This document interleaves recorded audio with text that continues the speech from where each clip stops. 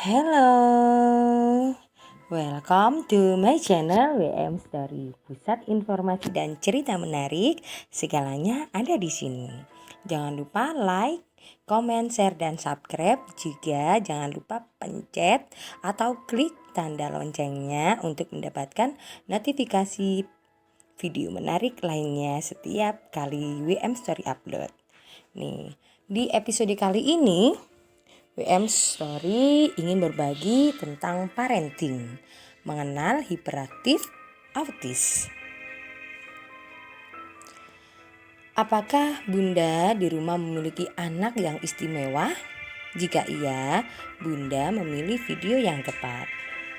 Ini adalah adik Ibra. Kenalan dulu yuk sama adik Ibra.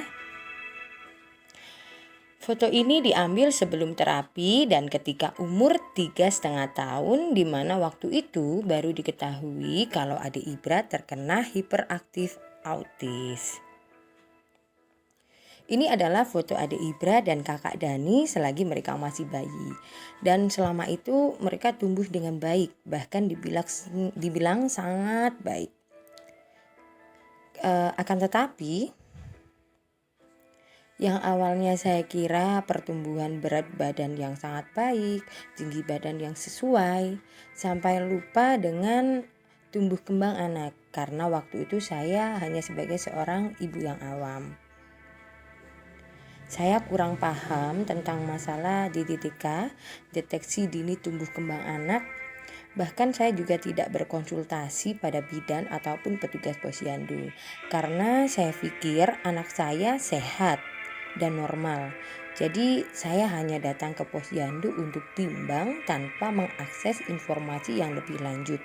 Mungkin karena saya malu bertanya pada kader posyandu atau saya yang merasa takut waktu itu untuk bertanya. Secara fisik, adik Ibra tidak ada cacat ataupun kekurangan. Bahkan dia berjalan di usia 10 bulan lebih cepat dari kakaknya. Namun, mulai umur 2 tahun, ia tidak pandai bicara, bahkan belum bisa memanggil mama. Tapi kami masih berusaha sabar dan tidak menganggap itu sebagai masalah yang besar karena kami juga tidak mendapat parenting sama sekali ataupun kami juga tidak mendapatkan informasi terkait adanya kelainan pada tumbuh kembang anak kami. Sampai pada umur 3,5 tahun kami diajak ke dokter spesialis anak oleh teman. Dan itu pun dokter tidak langsung mengatakan kalau adik Ibra terkena gangguan autis. Mereka hanya mengatakan bahwa hiperaktif dan memberi rujukan ke rumah sakit Saiful Anwar untuk terapi. Dan saat kami konfirmasi terkait biayanya, waktu itu mencapai biaya yang tidak bisa kami jangkau saat itu. Karena ada terapi bicara, ada metode-metode dan pengecekan yang harus dilakukan untuk menindaklanjuti dari kasus adik Ibra. Hingga kami memutuskan untuk terapi mandiri di rumah dengan membaca buku, mendengarkan parenting secara online. Sampai pada saat itu saya masuk menjadi guru PAUD di salah satu lembaga tempat saya bekerja itu di desa saya. Dan saya berjumpa dengan anak istimewa lainnya. Dari situlah saya mulai paham bahwa saya harus lebih banyak bersyukur. Kenapa? Karena yang saya pikir kasus kelainan pada perkembangan adik Ibra adalah masalah yang sangat besar, serius. Ternyata banyak di luar sana anak-anak istimewa yang justru kasus tumbuh kembang mereka membutuhkan perawatan khusus, biaya yang tidak murah, bahkan dukungan untuk orang tuanya. Hingga setelah itu saya memutuskan untuk semakin giat belajar mengenai ABK atau anak berkebutuhan khusus. Sambil saya mencari inovasi tentang terapi mandiri yang mudah dilakukan, hemat biaya dan tentunya mudah diterima untuk adik Ibra. Perlahan dan dibantu oleh suami, kami berusaha saling menguatkan, juga saling mensupport ya. Otomatis bagi kita seorang wanita dan juga seorang ibu yang kadang dihadapkan dengan komentar tidak sedap oleh orang-orang di sekitar kita, keluarga, tetangga ataupun teman yang kadang tanpa sengaja membuli kita atas kondisi anak kita. Dulu yang pertama kali saya rasakan saat membuka hasil pemeriksaan adik Ibra, saya shock, down, dan merasa Tuhan tidak adil pada saya. Saya mudah marah dan saya seperti ingin memaki diri sendiri, bahkan ingin membalas orang-orang yang membuli keadaan adik Ibra waktu itu. Akan tapi suami dan juga beberapa bunda yang memiliki anak dengan kondisi yang sama mengatakan pada saya, bahkan itu masih teringat sampai sekarang. Jadi begini, bunda-bunda itu bilang, jika kita melangkah sendiri itu akan terasa berat. Namun jika kita bersama-sama maka kita akan saling menguatkan dan anak kita akan menjadi hebat. Itu semua terbukti bunda. Di saat yang sama saya segera berusaha untuk merubah pola pikir saya dan cara menyikapi tentang bagaimana menghadapi kondisi adik Ibra saat tantrum, dan saat itu juga saya berusaha untuk menutup telinga dan stop mendengarkan ocehan orang.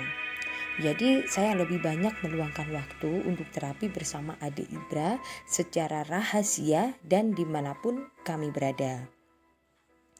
Mengapa secara rahasia? Karena jika kita diketahui oleh orang lain atau kita membicarakannya dengan orang yang tidak tepat, justru itu akan mengundang banyak argumen atau semacam menggiring opini lain lagi yang nantinya juga akan menambah beban pikiran kita. Jadi bunda, saat bunda menemukan tanda-tanda berikut ini pada anak bunda, ingatlah bunda, jangan langsung putus asa, akan tapi terima dulu kondisinya, kemudian berembuklah bersama pasangan, jika perlu keluarga, konsultasikan pada bidan, pada kader kesehatan atau kepada ahlinya.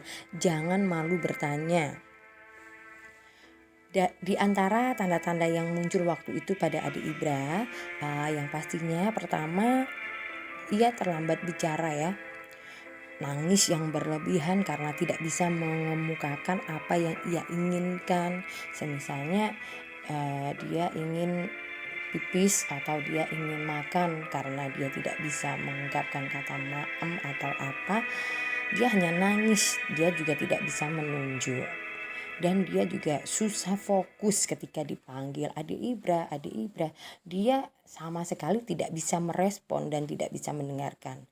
Bahkan dulu ada yang sempat mencurigai kalau si adik Ibra ini tuli, mungkin ada, bukan tuli sih, ada gangguan di pendengarannya.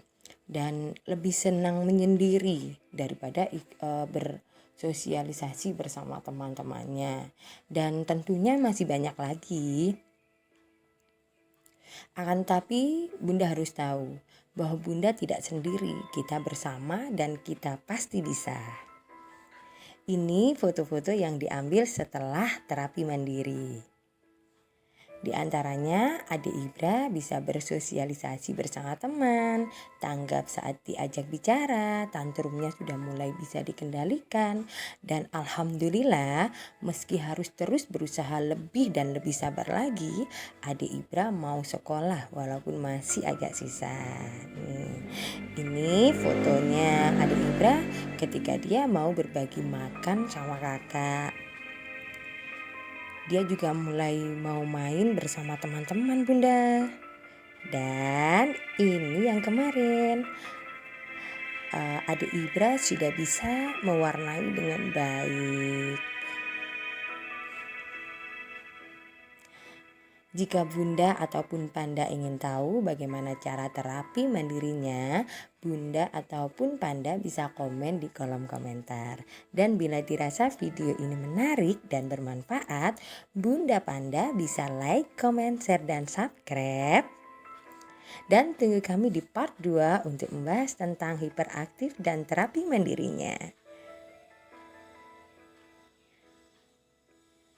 Terima kasih, sampai jumpa lagi from BM Story to Anak Negeri.